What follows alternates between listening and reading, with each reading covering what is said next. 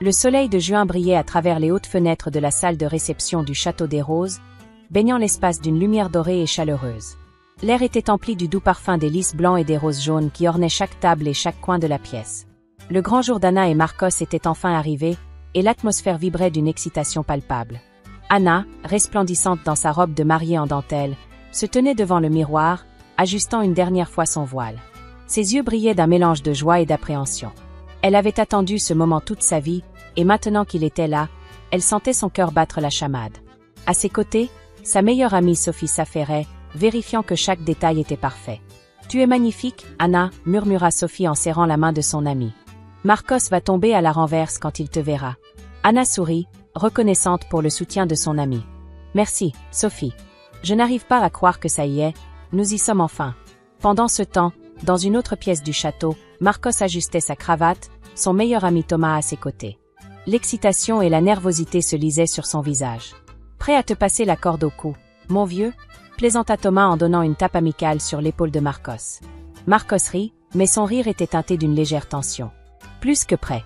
J'ai l'impression d'avoir attendu ce jour toute ma vie. » Alors que les invités commençaient à prendre place dans la grande salle, un quatuor accorde entama une douce mélodie. L'excitation était palpable, les conversations animées créant un bourdonnement joyeux dans l'air. Parmi les invités, on pouvait voir des visages familiers, des collègues de travail, des amis d'enfance, des membres de la famille venus de loin pour célébrer l'union d'Anna et Marcos. Le père d'Anna, Michel, attendait nerveusement à l'entrée de la salle. Il avait du mal à croire que sa petite fille allait se marier aujourd'hui. Quand Anna apparut au bout du couloir, radieuse dans sa robe blanche, il sentit les larmes lui monter aux yeux. « Tu es absolument magnifique, ma chérie » dit-il en lui offrant son bras. Anna sourit, émue par l'émotion de son père. « Merci, papa. Je suis si heureuse que tu sois là pour me conduire à l'hôtel. » La musique changea, signalant le début de la cérémonie. Les portes s'ouvrirent en grand, et tous les regards se tournèrent vers Anna qui faisait son entrée au bras de son père.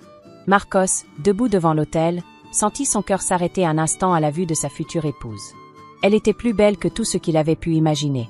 Alors qu'Anna avançait lentement vers l'autel, les invités murmuraient des compliments et des expressions d'admiration. L'ambiance était magique, chargée d'amour et d'espoir pour l'avenir du jeune couple. Arrivée devant l'autel, Anna prit la main de Marcos, échangeant un regard rempli d'amour et de promesses. Le célébrant commença la cérémonie, sa voix portant dans toute la salle. « Nous sommes réunis ici aujourd'hui pour célébrer l'union de deux âmes, Anna et Marcos. » Alors que le célébrant parlait de l'amour et de l'engagement, Anna et Marcos ne pouvaient détacher leurs yeux l'un de l'autre. Leurs mains jointes tremblaient légèrement, témoignant de l'intensité de leurs émotions. Le moment des vœux arriva. Marcos prit une profonde inspiration avant de commencer. « Anna, depuis le jour où je t'ai rencontrée, ma vie a pris un sens nouveau. Tu es ma meilleure amie, mon soutien le plus fidèle, et l'amour de ma vie.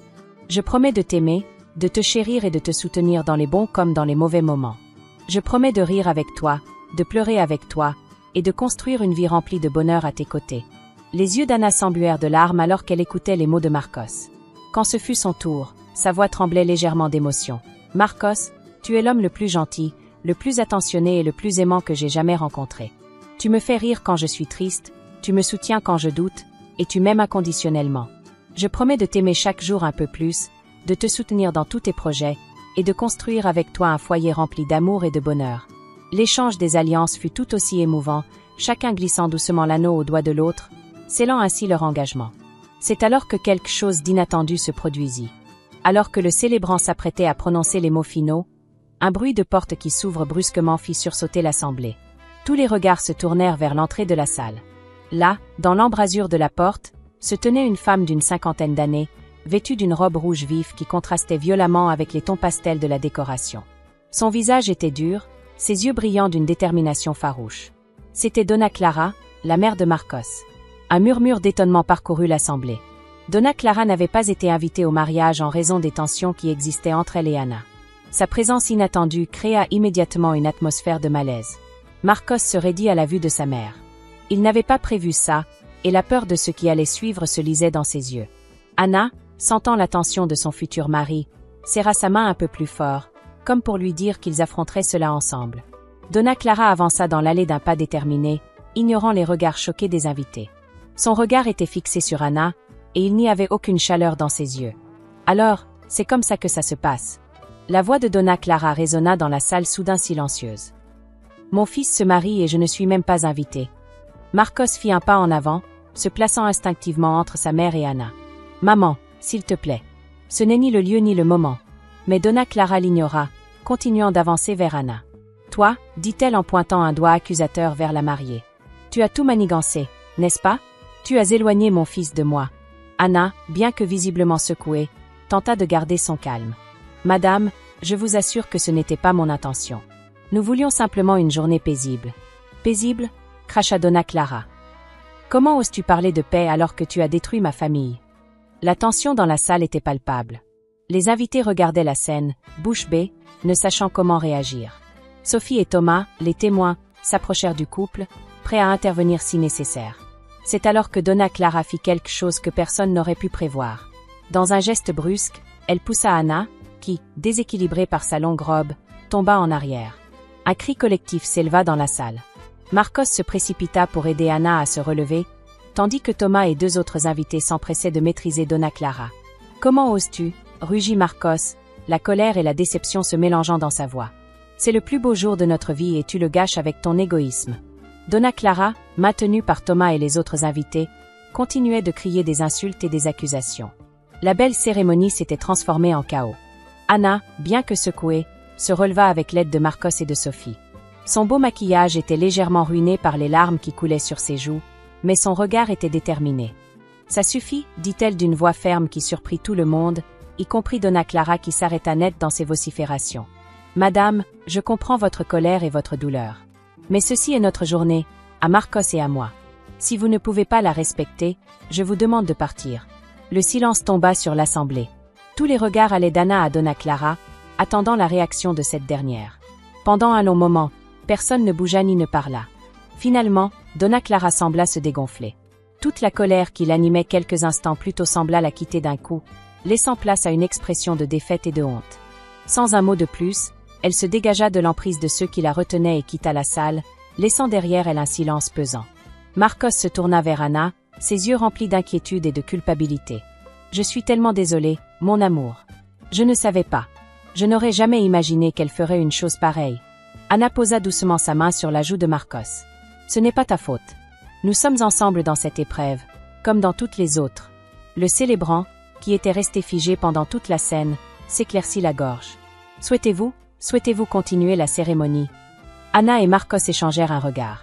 Malgré le choc de ce qui venait de se passer, l'amour qu'ils ressentaient l'un pour l'autre n'avait pas faibli. Au contraire, cette épreuve semblait les avoir rendus encore plus forts. « Oui » dirent-ils d'une même voix. « Continuons. » Et c'est ainsi que, malgré l'interruption dramatique, Anna et Marcos échangèrent leurs oui devant leurs amis et leurs familles. Lorsque le célébrant les déclara mari et femme, les applaudissements qui s'élevèrent dans la salle semblaient encore plus chaleureux et sincères qu'ils ne l'auraient été sans cet incident. Alors qu'ils remontaient l'allée sous une pluie de pétales de roses, Anna et Marcos savaient que leur amour avait déjà été mis à l'épreuve et en étaient sortis victorieux. Quoi que l'avenir leur réserve, ils l'affronteraient ensemble, plus unis que jamais. Le soleil se levait doucement sur la ville, ses rayons dorés caressant les rideaux de la chambre d'hôtel où Anna et Marcos avaient passé leur première nuit en tant que mari et femme. Le silence du matin n'était rompu que par le chant lointain des oiseaux et le bruissement occasionnel des draps lorsque l'un des deux bougeait dans son sommeil. Anna fut la première à ouvrir les yeux. Pendant un instant, elle resta immobile, laissant les souvenirs de la veille affluer dans son esprit. Le bonheur de leur union, l'émotion des vœux échangés, mais aussi le choc de l'irruption de Donna Clara. Un mélange complexe d'émotions l'envahit, mais en tournant la tête pour voir Marcos endormi à ses côtés, un sourire se dessina sur ses lèvres. Malgré tout, ils étaient ensemble, et c'était tout ce qui comptait. Doucement, elle se leva, prenant soin de ne pas réveiller Marcos. Elle s'approcha de la fenêtre et écarta légèrement le rideau. La ville s'éveillait lentement, les rues encore calmes en ce dimanche matin. Anna laissa son regard errer sur le paysage urbain, perdu dans ses pensées. Derrière elle, Marcos commença à remuer. Il ouvrit les yeux, clignant plusieurs fois pour s'habituer à la lumière. Voyant Anna debout près de la fenêtre, il sourit. « Bonjour, Madame Alves » dit-il d'une voix encore endormie, mais pleine de tendresse. Anna se retourna, son visage s'illuminant à la vue de son mari éveillé. « Bonjour, Monsieur Alves » répondit-elle en s'approchant du lit pour déposer un doux baiser sur ses lèvres. Marcos l'attira à lui, la faisant retomber sur le lit dans un éclat de rire.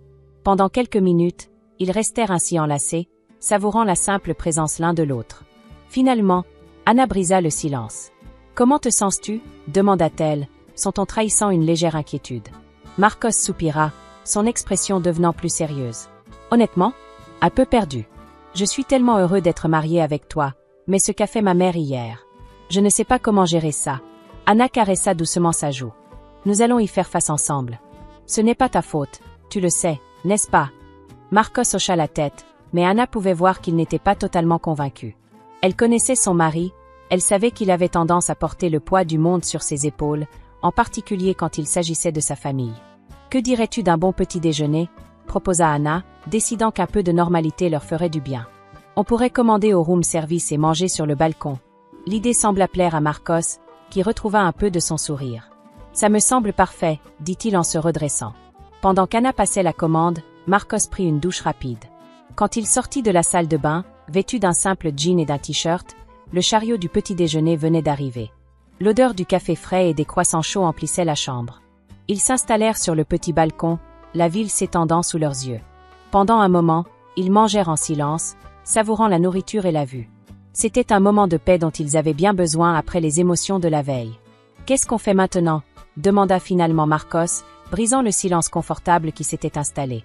Anna posa sa tasse de café, réfléchissant. « Je pense qu'on devrait prendre les choses un jour à la fois. On ne peut pas laisser ce qui s'est passé hier gâcher notre bonheur ou notre lune de miel. » Marcos acquiesça lentement. « Tu as raison. Mais je ne peux pas m'empêcher de penser à ma mère. Je devrais peut-être essayer de lui parler. » Anna hésita un instant avant de répondre.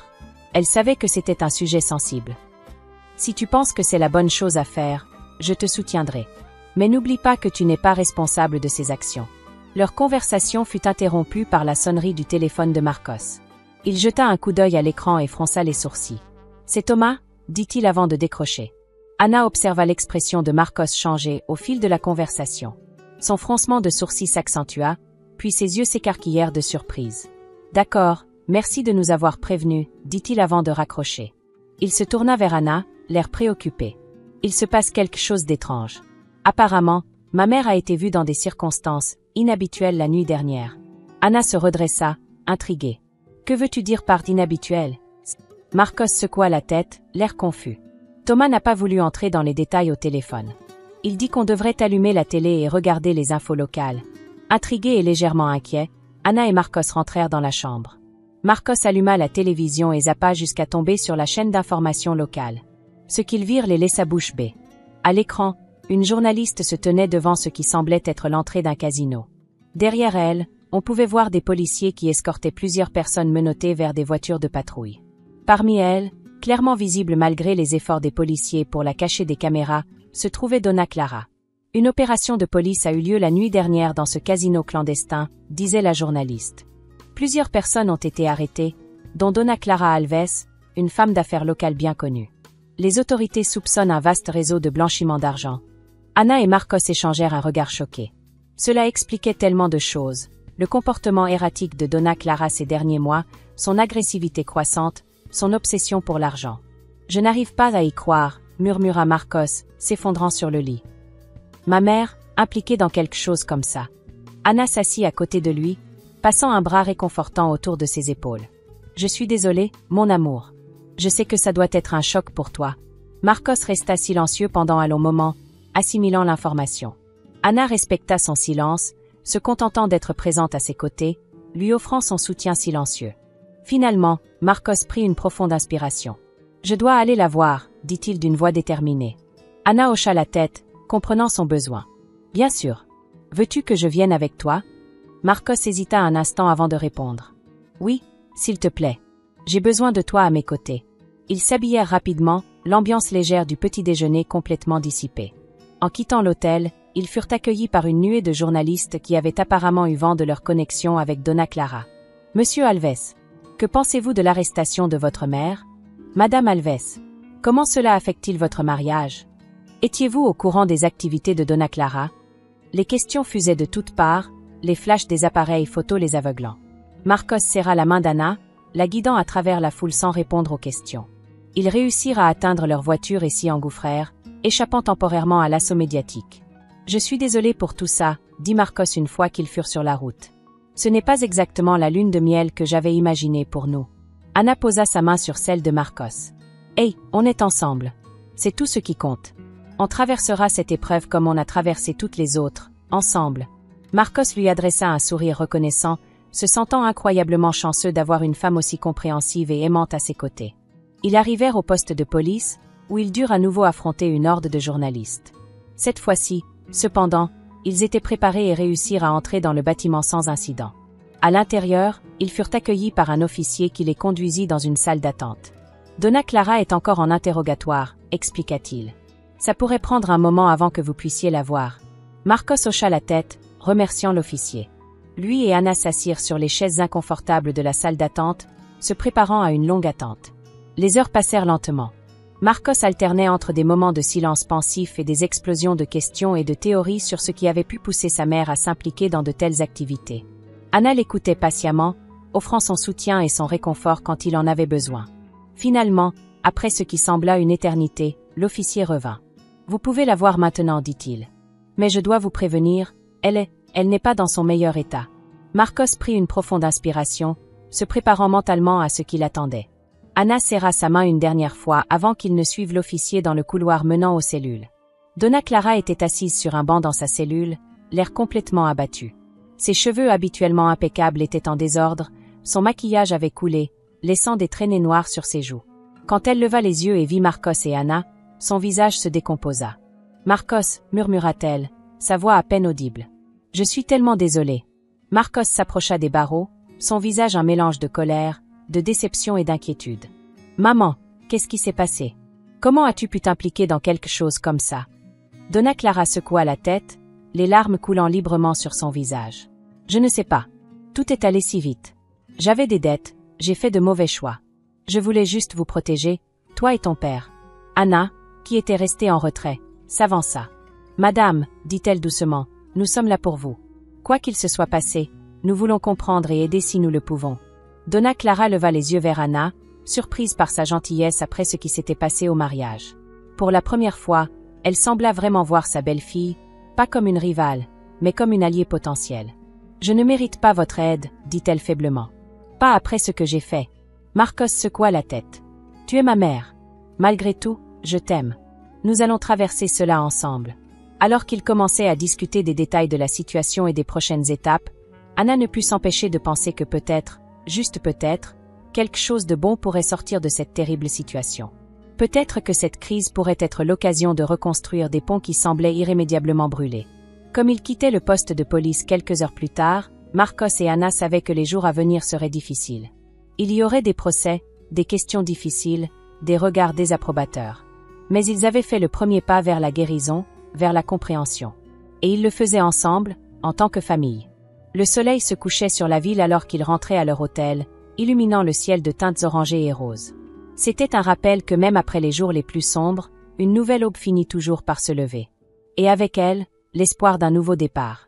Les jours qui suivirent l'arrestation de Donna Clara furent un tourbillon d'émotions et d'activités pour Anna et Marcos.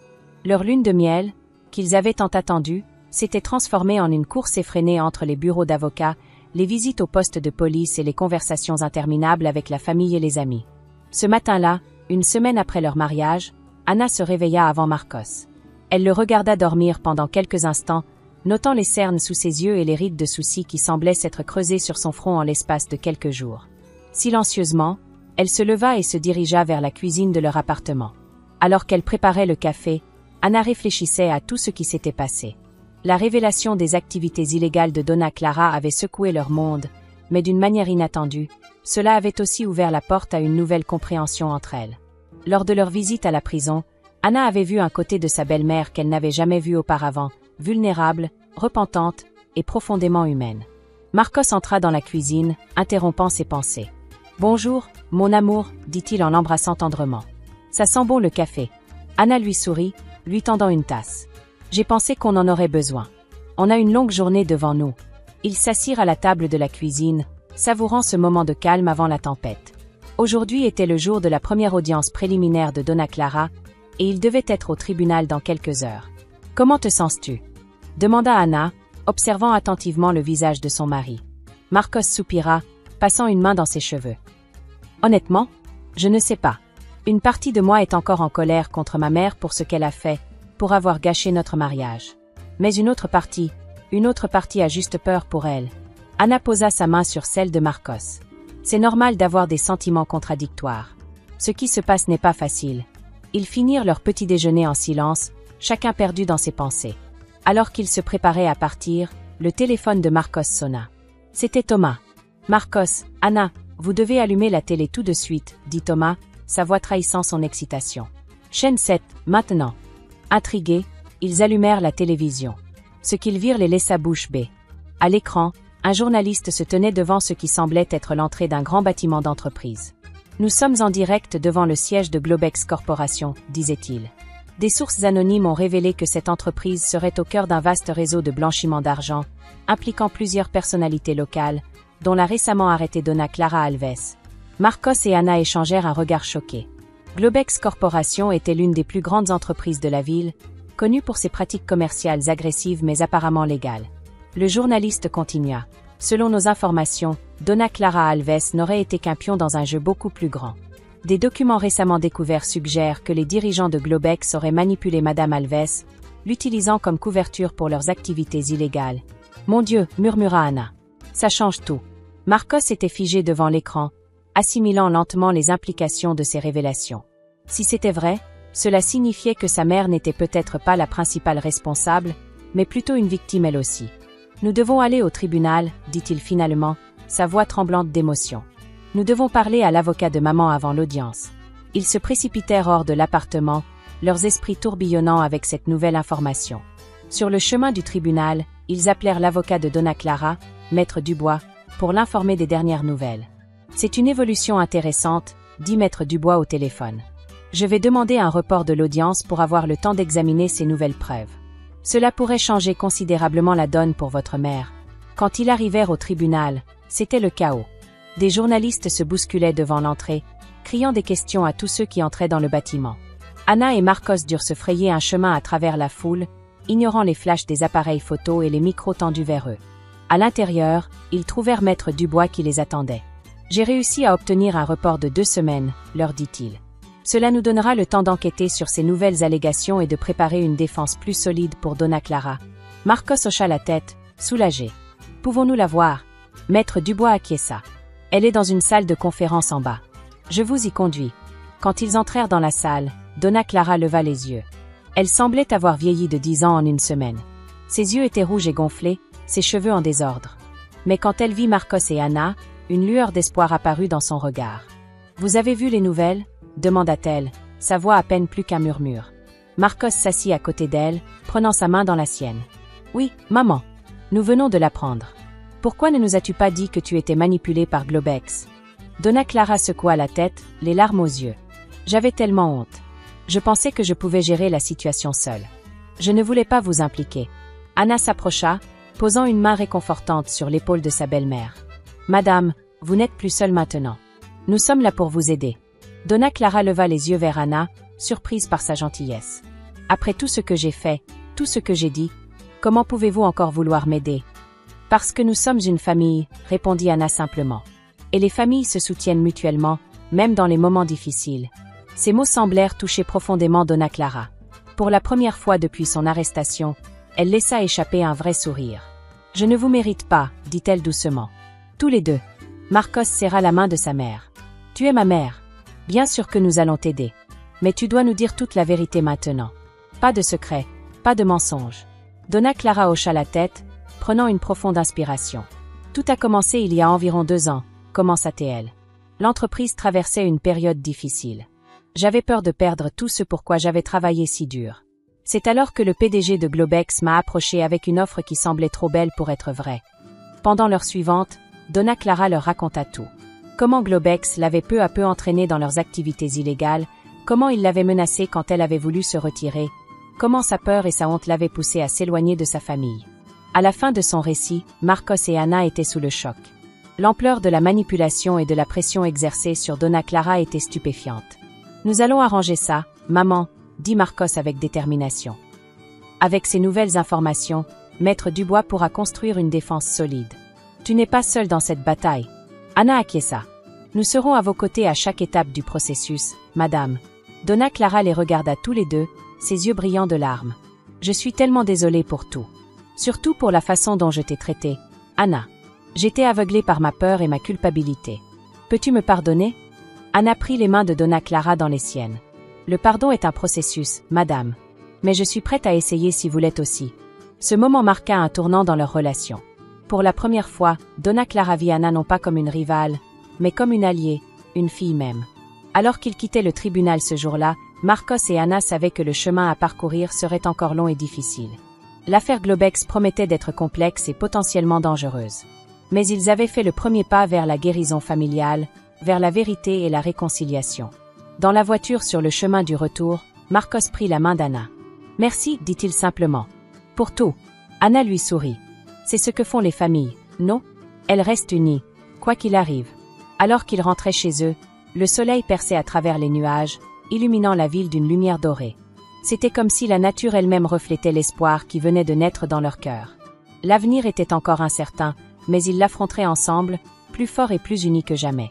Cette révélation inattendue avait non seulement changé le cours de l'affaire judiciaire, mais avait aussi ouvert la voie à une nouvelle dynamique familiale. Anna, Marcos et Donna Clara avaient encore beaucoup de chemin à parcourir, beaucoup de blessures à guérir, mais ils avaient fait le premier pas. Et parfois, c'est tout ce qu'il faut pour commencer à construire quelque chose de beau à partir des ruines. Les semaines qui suivirent la révélation de l'affaire Globex furent intenses pour Anna, Marcos et Donna Clara.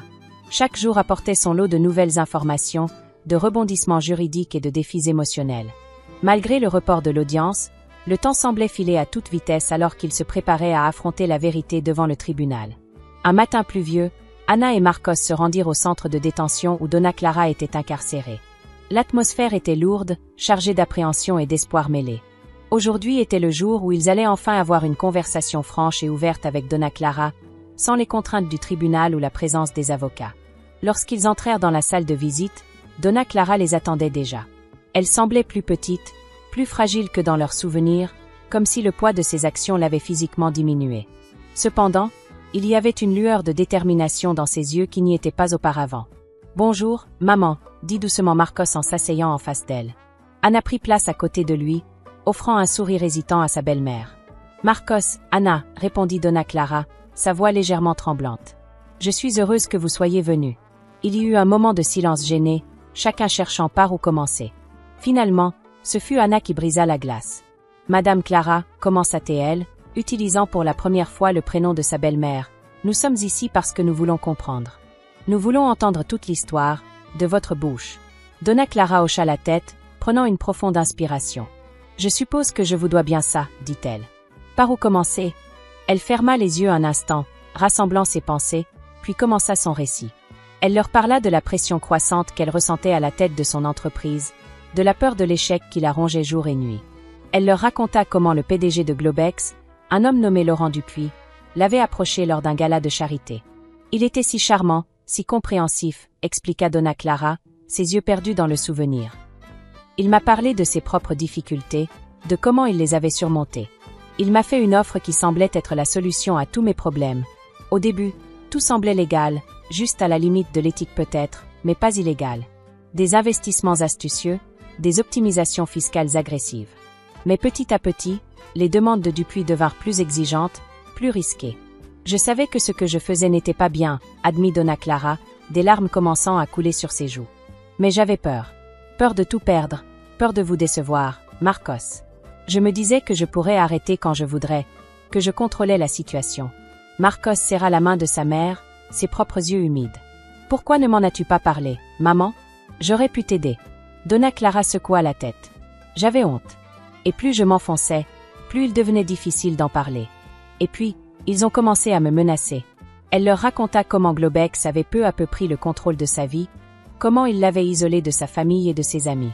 Les menaces étaient d'abord subtiles, puis de plus en plus explicites. Ils menaçaient de tout révéler, de me ruiner.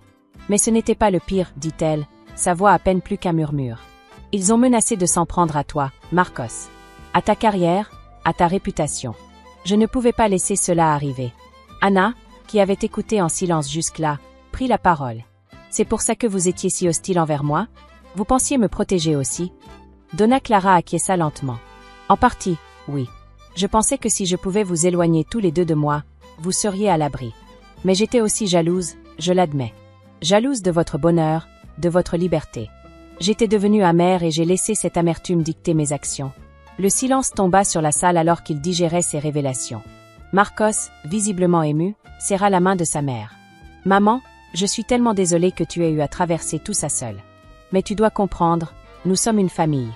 Nous affrontons les problèmes ensemble. » Anna hocha la tête en accord. « Madame Clara, je sais que notre relation n'a pas toujours été facile, mais je veux que vous sachiez que je suis là aussi. Pour vous, pour Marcos, pour notre famille. » Les yeux de Donna Clara s'emplirent de larmes. « Je ne mérite pas votre gentillesse, pas après tout ce que j'ai fait. L'amour n'est pas une question de mérite, » dit doucement Anna. « C'est un choix. Et nous choisissons d'être là pour vous. » Donna Clara regarda sa belle-fille avec un nouveau respect. Pour la première fois, elle vit réellement la force et la compassion d'Anna. « Merci, » murmura-t-elle. « Je ne sais pas comment je pourrai un jour me faire pardonner pour tout le mal que j'ai causé, mais je veux essayer. Si vous me laissez une chance. » Marcos serra la main de sa mère. « Bien sûr que nous te donnons une chance, maman. Mais nous devons aller de l'avant en toute honnêteté. Plus de secrets, plus de mensonges. »« D'accord. » Donna Clara hocha la tête vigoureusement. « Je vous le promets. Je vais tout dire à la police, tout ce que je sais sur Globex et leurs opérations. »« C'est courageux de votre part, » dit Anna. « Mais êtes-vous sûr ? Cela pourrait être dangereux. »« C'est la seule façon, » répondit Donna Clara avec une détermination nouvelle dans la voix. « J'ai passé trop de temps à avoir peur, à me cacher. Il est temps d'affronter la vérité, quelles qu'en soient les conséquences. » Ils passèrent les heures suivantes à discuter des détails de l'affaire, Donna Clara leur révélant tout ce qu'elle savait sur les opérations de Globex. C'était une conversation difficile, émotionnellement éprouvante, mais aussi libératrice. Pour la première fois depuis des années, Donna Clara se sentait libre du poids de ses secrets. Lorsque le temps de visite toucha à sa fin, ils se levèrent tous les trois, conscients que cette conversation avait marqué un tournant dans leur relation. « Je suis fière de toi, maman, » dit Marcos en serrant sa mère dans ses bras. « Ce que tu fais demande beaucoup de courage. » Anna s'approcha à son tour, hésitant un instant avant d'étreindre également sa belle-mère. « Nous sommes avec vous, Madame Clara. Vous n'êtes plus seule dans cette bataille. » Alors qu'ils quittaient le centre de détention, Anna et Marcos savaient que le chemin à parcourir serait encore long et difficile. Les révélations de Donna Clara allaient sans doute déclencher une tempête médiatique et judiciaire. Mais pour la première fois depuis le début de cette épreuve, ils se sentaient unis, prêts à affronter ensemble ce qui allait venir. Dans la voiture, sur le chemin du retour, Marcos prit la main d'Anna. « Merci, » dit-il simplement. « Pour ta compassion, ta force. Je ne sais pas comment j'aurais traversé tout ça sans toi. » Anna lui sourit tendrement. « C'est ce que font les partenaires, non ? Ils se soutiennent mutuellement, dans les bons et les mauvais moments. » Alors qu'ils rentraient chez eux, le soleil perçait à travers les nuages, comme un symbole d'espoir après la tempête. Ils savaient que les jours à venir seraient remplis de défis, des dépositions à faire, des preuves à rassembler, peut-être même des menaces à affronter. Mais ils se sentaient plus forts, plus unis que jamais. Cette conversation avec Donna Clara avait fait plus que révéler la vérité sur l'affaire Globex. Elle avait aussi ouvert la voie à une guérison familiale, à une compréhension mutuelle qui semblait impossible quelques semaines auparavant. Anna réalisa que parfois, c'est dans les moments les plus sombres que les liens les plus forts se forgent. Alors qu'ils se garaient devant leur immeuble, Marcos se tourna vers Anna. « Tu sais, malgré tout ce qui s'est passé, je me sens étrangement optimiste. Comme si nous pouvions enfin avancer, construire quelque chose de nouveau sur des bases plus solides. » Anna acquiesça, comprenant parfaitement ce qu'il voulait dire. « C'est vrai. C'est comme si nous avions tous grandi à travers cette épreuve. Ta mère, toi, moi, nous ne sommes plus les mêmes personnes qu'il y a quelques semaines. » Ils sortirent de la voiture, main dans la main, prêts à affronter ce que l'avenir leur réservait. Ils savaient que ce ne serait pas facile, que l'affaire Globex allait probablement dominer leur vie pendant encore un certain temps. Mais ils avaient trouvé une nouvelle force dans leur unité familiale, une résilience qu'ils ne soupçonnaient pas avoir. Alors qu'ils entraient dans leur appartement, Anna et Marcos échangèrent un regard chargé d'amour et de détermination. Quoi que l'avenir leur réserve, ils l'affronteraient ensemble, en famille. La vérité avait été confrontée, les secrets révélés, et maintenant, il était temps de reconstruire, de guérir, et peut-être même de pardonner. Les jours qui suivirent la conversation révélatrice avec Donna Clara furent un tourbillon d'activités pour Anna et Marcos. Les révélations de Donna Clara avaient déclenché une enquête approfondie sur Globex, et le couple se retrouva au cœur d'une tempête médiatique et juridique. Chaque matin, ils se réveillaient avec une nouvelle série de défis à affronter. Les journalistes campaient devant leur immeuble, espérant obtenir une déclaration exclusive. Les avocats les appelaient à toute heure pour discuter de nouveaux développements dans l'affaire. Et au milieu de tout cela, Ils essayaient de maintenir un semblant de normalité dans leur vie quotidienne. Un matin, alors qu'Anna préparait le petit déjeuner, Marcos entra dans la cuisine, le visage grave. « L'avocat de maman vient d'appeler », dit-il en s'asseyant lourdement sur une chaise. « Ils veulent qu'elle témoigne contre les dirigeants de Globex en échange d'une réduction de peine. » Anna posa la cafetière et s'assit en face de son mari. « C'est une bonne nouvelle, non ? Cela pourrait aider à réduire sa sentence. » Marcos hocha lentement la tête. « Oui, mais c'est aussi dangereux. Les gens impliqués dans cette affaire sont puissants et n'hésiteront pas à se venger. » Anna prit la main de Marcos dans la sienne. « Nous serons là pour la protéger. Nous traverserons cela ensemble, comme une famille. » Ces mots semblèrent réconforter Marcos, qui serra la main de sa femme avec gratitude. « Tu as raison. Nous sommes plus forts ensemble. » Pendant les semaines qui suivirent, ils travaillèrent sans relâche pour préparer le témoignage de Donna Clara. Ils passaient des heures au centre de détention, aidant Donna Clara à rassembler ses souvenirs et à organiser les preuves qu'elle avait en sa possession. C'était un processus émotionnellement épuisant, mais aussi étrangement cathartique pour tous les trois. Un jour, alors qu'ils prenaient une pause dans leur travail, Donna Clara se tourna vers Anna avec un regard plein de remords. « Anna, je voudrais m'excuser encore une fois pour la façon dont je t'ai traitée. J'étais tellement aveuglée par ma peur et ma culpabilité que je n'ai pas vu la femme extraordinaire que tu es. » Anna fut touchée par la sincérité dans la voix de sa belle-mère. « Madame Clara, je comprends maintenant que vous traversiez une période très difficile. Je ne peux pas dire que vos actions ne m'ont pas blessée, mais je suis prête à aller de l'avant si vous l'êtes aussi. » Donna Clara hocha la tête, les larmes aux yeux. « Je le suis. Je veux réparer les dégâts que j'ai causés, si vous me laissez une chance. » Marcos, qui avait observé l'échange en silence, sentit son cœur se gonfler de fierté et d'amour pour ces deux femmes fortes dans sa vie. « Nous allons tous avancer ensemble, » dit-il en les enlaçant toutes les deux. Le jour du témoignage de Donna Clara arriva plus vite qu'il ne l'avait anticipé. Le palais de justice était bondé, rempli de journalistes, d'avocats et de curieux venus assister à ce qui promettait d'être l'un des plus grands scandales financiers de l'année. Anna et Marcos étaient assis au premier rang, offrant leur soutien silencieux à Donna Clara qui se tenait à la barre des témoins. Malgré sa nervosité évidente, Donna Clara parlait d'une voix claire et assurée, détaillant ses interactions avec les dirigeants de Globex et les opérations illégales auxquelles elle avait été mêlée.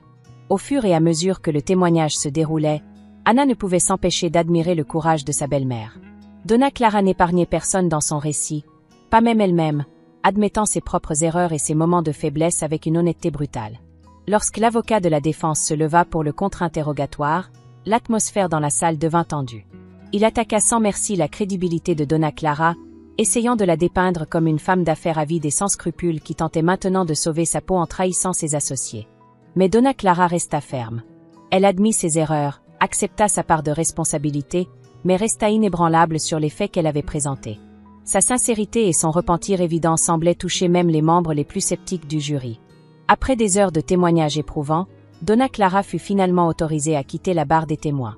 Elle semblait épuisée mais soulagée, comme si un énorme poids avait été levé de ses épaules. Anna et Marcos se précipitèrent pour la rejoindre dès que la séance fut levée. « Tu as été incroyable, maman » dit Marcos en la serrant dans ses bras. « Vraiment impressionnant, Madame Clara » ajouta Anna avec un sourire encourageant. Donna Clara les regarda tous les deux, les yeux brillants de larmes. « Merci d'avoir été là pour moi. Je ne sais pas si j'aurais eu la force de faire ça sans votre soutien. » Alors qu'ils quittaient le palais de justice, ils furent accueillis par une foule de journalistes criant des questions. Anna sentit Donna Clara se raidir à ses côtés, clairement mal à l'aise face à cette attention médiatique.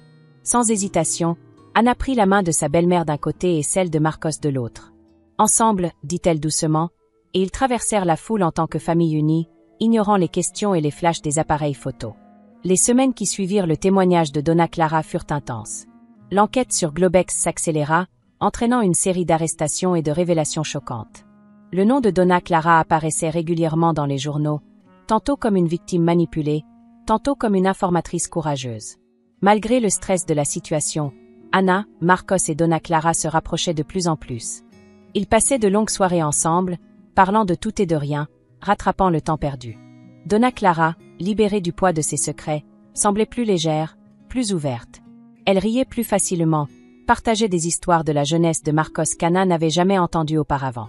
Un soir, alors qu'ils étaient tous les trois assis sur le balcon de l'appartement d'Anna et Marcos, profitant de la douceur de la soirée, Donna Clara prit la parole d'une voix hésitante. « Je voudrais vous dire quelque chose, commença-t-elle. Ces dernières semaines m'ont fait réaliser à quel point j'avais été stupide et égoïste. J'étais tellement concentrée sur le maintien des apparences, sur la réussite financière, que j'en ai oublié ce qui était vraiment important, la famille. Elle se tourna vers Anna. Anna, je t'ai mal jugée dès le début. J'étais jalouse de ta jeunesse, de ton indépendance. Je craignais que tu ne prennes mon fils loin de moi. Mais j'avais tort. Tu as apporté tant de joie et de force à Marcos, et maintenant à moi aussi. Je suis fière de t'avoir comme belle-fille. Anna sentit les larmes lui monter aux yeux. Merci, Madame Clara. Cela signifie beaucoup pour moi. Donna Clara se tourna ensuite vers Marcos. Mon fils, je suis tellement désolée de t'avoir déçu. J'espère qu'un jour tu pourras me pardonner. Marcos prit la main de sa mère. Maman, je t'ai déjà pardonné. Tu as fait des erreurs, oui, mais tu as aussi eu le courage de les admettre et d'essayer de les réparer. Je suis fière d'être ton fils. Ils restèrent ainsi un long moment, savourant ce nouveau lien qui s'était forgé entre eux.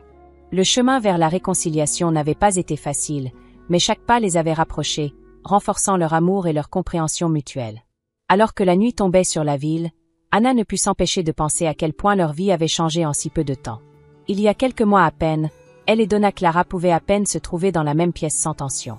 Maintenant, elles étaient assises côte à côte, partageant des rires et des confidences comme de vieilles amies. Le procès de Globex était encore en cours, et l'avenir de Donna Clara restait incertain. Mais Anna savait une chose avec certitude. Quoi qu'il arrive, ils l'affronteraient ensemble, en tant que famille. Alors qu'ils rentraient à l'intérieur, Marcos passa un bras autour des épaules d'Anna. « Merci » murmura-t-il à son oreille. « Pourquoi » demanda-t-elle, surprise. « Pour avoir cru en la possibilité de réconciliation, même quand ça semblait impossible. Pour avoir donné une chance à ma mère. Pour être toi, tout simplement. » Anna sourit, se blottissant contre son mari. Elle regarda Donna Clara qui s'affairait dans la cuisine, préparant du thé pour tout le monde, et sentit une vague d'affection l'envahir. Le chemin vers la réconciliation avait été long et parfois douloureux, mais il les avait menés à un endroit qu'Anna n'aurait jamais cru possible.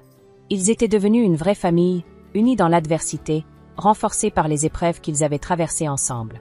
Alors qu'ils s'installaient pour profiter de leur thé, Anna réalisa que c'était ça, le vrai sens de la famille. Ce n'était pas toujours facile, ce n'était pas toujours parfait, mais c'était un lien qui pouvait survivre aux tempêtes les plus violentes et en ressortir encore plus fort.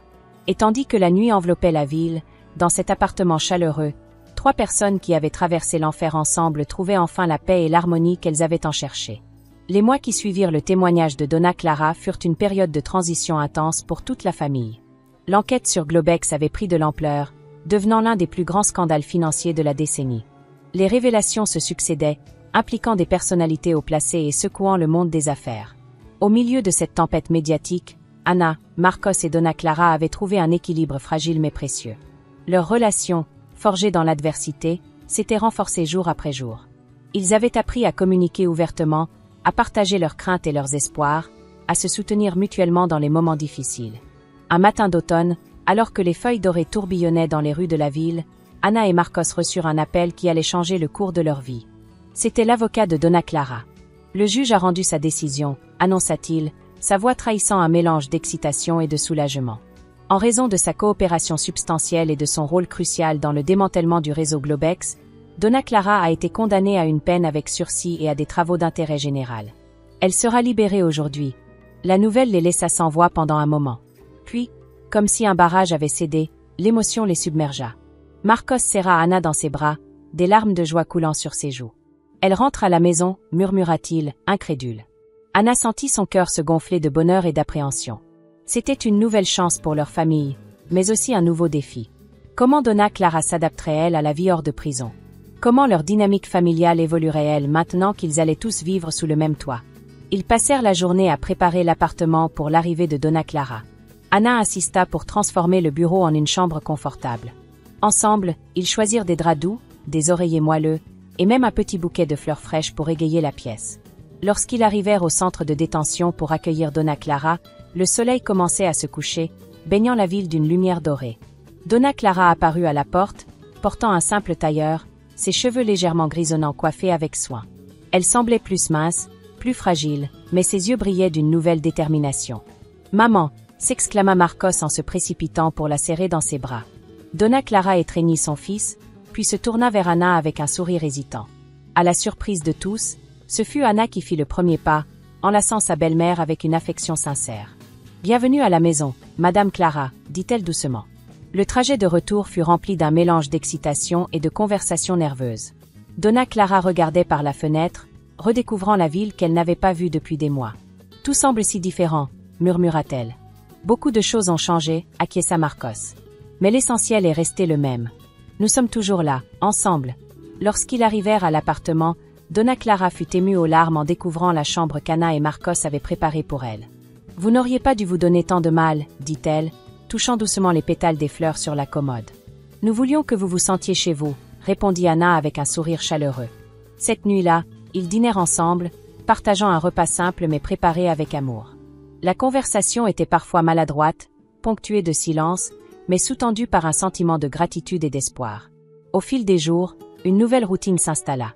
Donna Clara, déterminée à reconstruire sa vie, commença ses travaux d'intérêt général dans un centre communautaire local.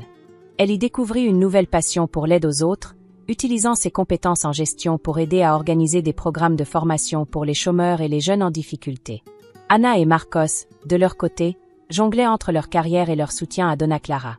Il y eut des moments difficiles, des désaccords, des frustrations. Mais chaque obstacle était abordé avec une communication ouverte et honnête, renforçant peu à peu les liens qui les unissaient. Un soir, alors qu'ils étaient tous les trois assis sur le balcon, profitant de la douceur du crépuscule, Donna Clara prit la parole d'une voix émue. « Je ne vous remercierai jamais assez pour tout ce que vous avez fait pour moi, » dit-elle. « Vous m'avez donné une seconde chance, non seulement dans la vie, mais aussi en tant que mère et belle-mère. Je promets de ne pas la gaspiller. » Marcos prit la main de sa mère. « Nous sommes une famille, maman. Nous nous soutenons mutuellement, quoi qu'il arrive. » Anna acquiesça, ajoutant avec un sourire malicieux. « Et puis, qui d'autre pourrait nous raconter toutes ces histoires embarrassantes sur Marcos quand il était petit ?»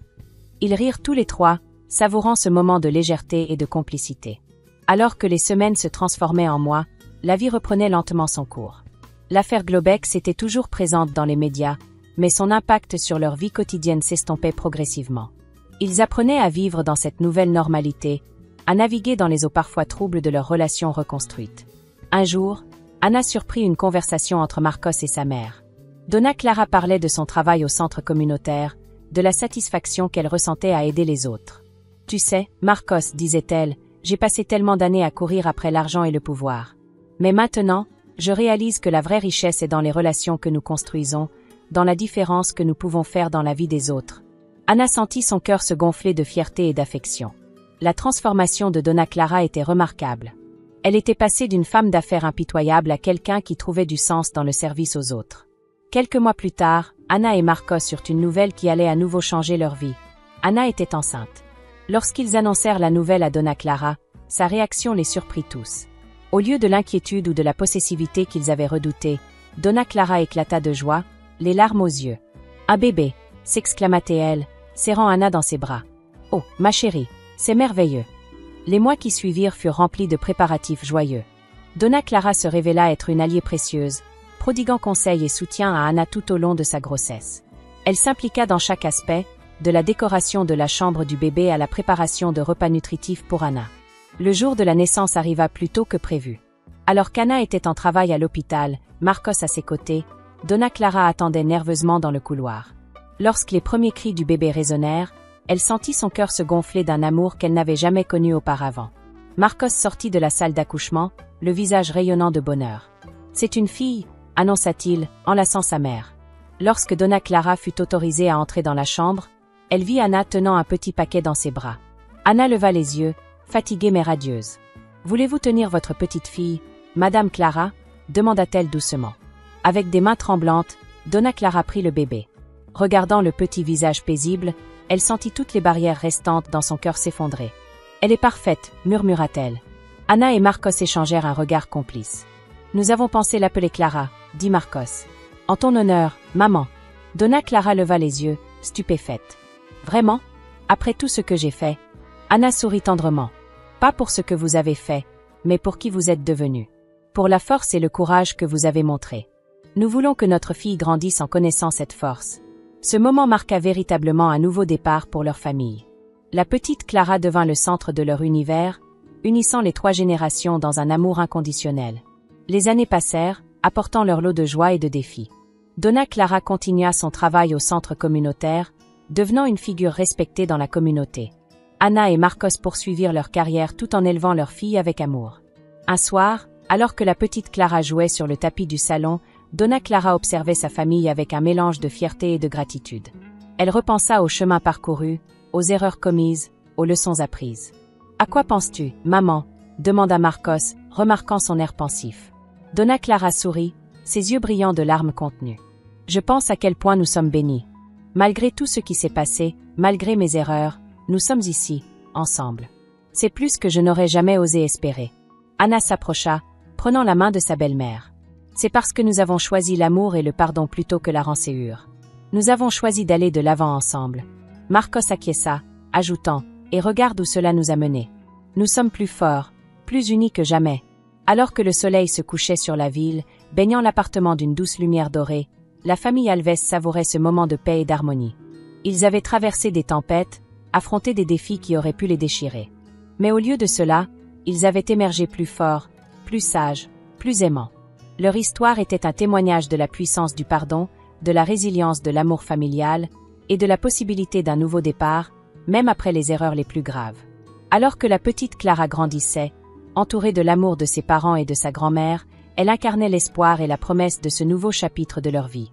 Et ainsi, dans la chaleur de leur foyer, entourée de l'amour qu'ils avaient construit et nourri, la famille Alves regardait vers l'avenir avec espoir et gratitude, sachant que quoi que la vie leur réserve, ils l'affronteraient ensemble, unis par des liens plus forts que jamais.